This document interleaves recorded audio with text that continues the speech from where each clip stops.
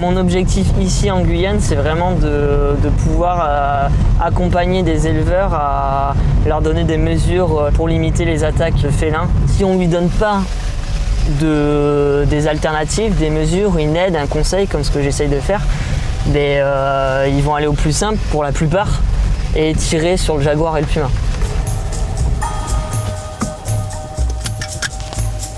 Salut.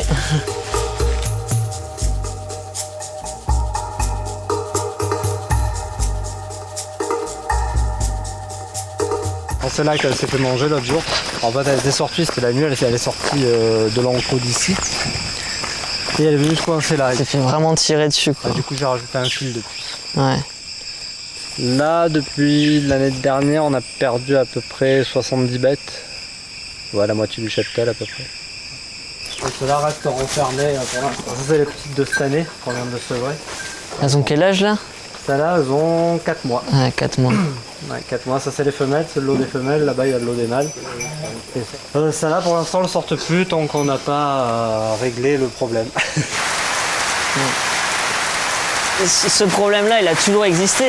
C'est de plus en plus grave. C'est de la compétition pour les ressources, mais il va être de plus en plus important.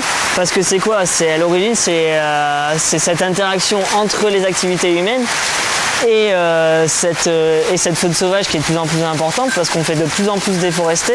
Et du coup, il y a l'habitat naturel est transformé par des habitats anthropiques, enfin utilisés par l'homme. On ne peut plus maintenant se permettre de détruire des animaux comme ça, quoi. C'est plus possible. Donc voilà, on peut très bien trouver des solutions, il y a des solutions qui existent, hein, il faut juste les chercher et les trouver.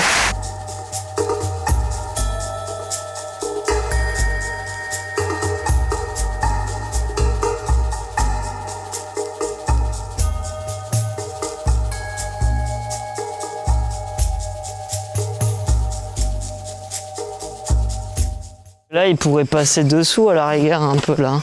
Tu vois, là, il n'y a pas de fil. Hein.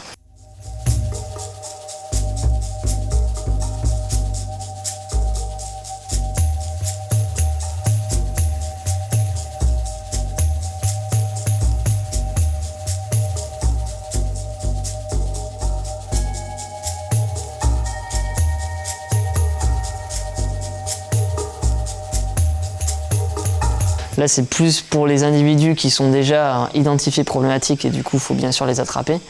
Et là, ils mettent des colliers en fait. Avec ce système, on peut faire délimiter une zone ou plusieurs zones où il y a le bétail domestique vulnérable aux attaques. Et lorsque le félin arrive et qu'il porte un collier, ça alerte l'éleveur directement. Et si on avait le retour dans les 4 ou 5 heures du point émis, on saurait en permanence où sont les bêtes, donc on pourrait mieux gérer notre troupeau. C'est ça. Il faut absolument mettre en place des moyens pour connaître l'animal, mais il faut également mettre en place des moyens pour soutenir les éleveurs qui sont au milieu et qui sont des victimes qui n'ont pas d'autre choix que de tirer dessus, parce que c'est au bout d'un moment, quand on perd son gagne-pain, c'est normal aussi que des éleveurs aient la démarche de prendre le fusil. Enfin, il ne faut pas non plus, comme pour le loup en métropole.